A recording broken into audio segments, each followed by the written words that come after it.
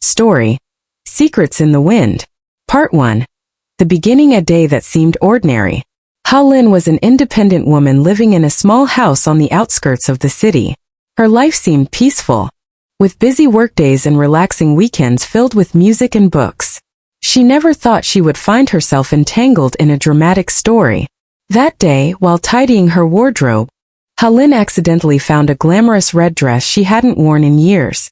It was a keepsake from her youthful days, a time when she was full of confidence and passion. On a whim, she decided to try it on, reminiscing about the days gone by.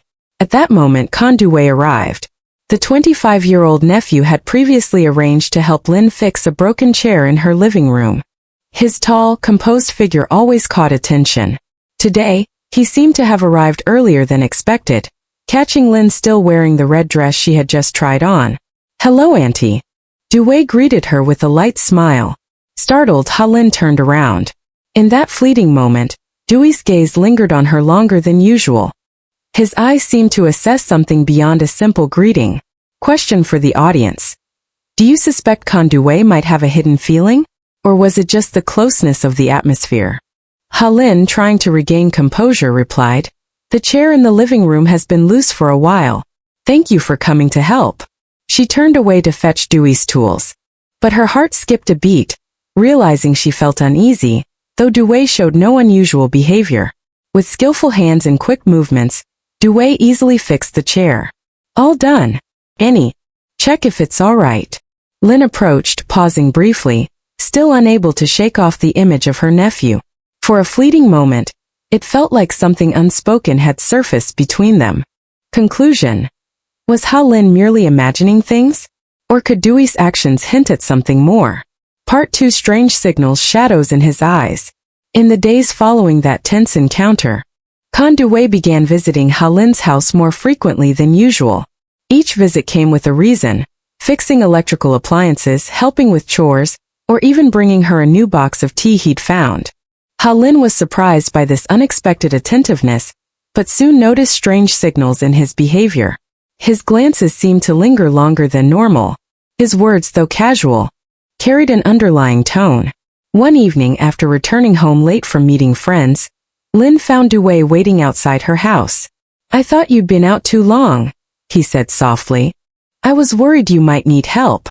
Lin felt increasingly uncomfortable with these actions, which seemed overly attentive.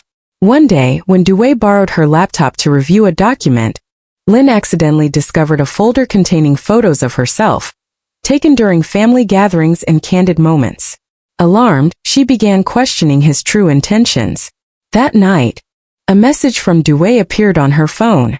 "Have you ever thought that unexpected events happen for a reason?" Ha-Lin froze, unsure whether to confront Duwei directly or to keep observing from a distance. The tension within her grew heavier with each passing day. Question for the audience. Viewer Ha-Lin. Would you confront Duwei directly or continue to observe him discreetly? Are the photos she found cause for concern, or could it be a misunderstanding? Part 3. Climax, a confession in the dark. On a stormy night, the heavy rain outside was interrupted by an unexpected knock at the door, startling Ha-Lin. She grabbed a towel to dry her damp hair as she opened the door. There stood Conduwei, soaking wet, with an unfamiliar seriousness on his face. "I need to talk," he said, his voice trembling but firm. "I can't stay silent anymore." Ha-Lin hesitantly invited him inside. The atmosphere grew increasingly tense as Duwei sat down, his hands clasped tightly together, as if steeling himself for what he was about to say. "Auntie Lin," he began, his eyes locked onto hers. "I know what I'm about to say is wrong, but I can't hide it anymore. I have feelings for you. Not as family but as something more." Time seemed to stand still. Ha-Lin couldn't believe what she was hearing. Her heart skipped a beat, her mind racing. "Duwei," she stammered. "You don't know what you're saying. We're family." But Duwei was resolute. "I know this is wrong. I've tried to suppress it. But even if I lose everything, I have to admit it. I can't keep pretending anymore." Ha-Lin felt suffocated, never imagining she'd have to face such a situation. "You need to leave," she said, standing up and opening the door.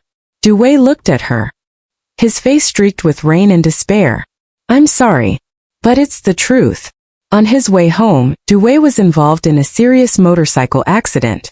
When Ha-Lin received the call from the hospital, she rushed over. Dewey lay on the hospital bed, his head bandaged and his arm in a sling. Seeing her, he smiled faintly. Thank you for coming, Auntie. Are you okay? Lin asked, her voice trembling. Dewey slowly reached for her hand. I know this can't happen, but I needed you to know that I have no regrets. Ha-Lin felt a mix of confusion, sympathy, and unease. At that moment, she didn't know whether to stay or walk away. Her grip tightened slightly as if bracing herself. Question for the audience. Is this a moment of genuine honesty or emotional manipulation by Dewey? How should Ha-Lin respond to such a difficult situation? Part 4. Secrets in the Box Revealing True Motives. After the accident, Ha-Lin received a carefully wrapped box delivered by a close friend of Dewey. Inside, she found a journal and a folder of family photos. Opening the journal, Lin discovered pages filled with reflections on Dewey's life. The journal began with his early years, recounting the traumatic experience of witnessing his parents' divorce. I couldn't believe the day came when my parents became strangers. The sound of their arguments became a constant echo in my memory. The entries continued, revealing that Dewey's mother had an affair, which plunged the family into turmoil. I've often wondered if love can truly be trusted. Will I ever find someone who won't judge me? Dewey's writings described Ha-Lin as the only person who made him feel safe. He recounted moments when she took care of him during his parents' absences, providing a sense of stability he desperately needed. I don't know how to control these feelings. All I know is that, in every storm, Auntie Lin was the one who made me believe someone truly cared. Ha-Lin felt a complex mix of anger, empathy, and fear. She couldn't resolve the questions in her heart but knew one thing. She needed to talk to Dewey once he recovered. Part 5. An open ending, the final choice. In the days following Dewey's recovery, Ha-Lin spent time reflecting on her life and how to handle this delicate situation. When she visited Dewey at the hospital for the last time, she was determined to end things in the most compassionate way possible. When Lin entered the room, Dewey appeared thinner and more subdued than ever. But seeing her, he managed a faint smile. Thank you for coming, Auntie Lin. Ha-Lin sat across from him. Dewey, are you feeling better? Much better, he replied, though sadness lingered in his eyes. Taking a deep breath, Lin began. Dewey, I've read what you wrote in your journal. I understand what you've been through. But the feelings you have for me, they're not love. Dewey remained silent, looking as if something inside him had broken. But he listened intently to her every word. I know I've been the person you trusted most, the one who gave you a sense of security when you lost faith. But the way you see me has been shaped by unhealed wounds. This can't be more than family. Dewey lowered his head, looking like a lost child. I understand.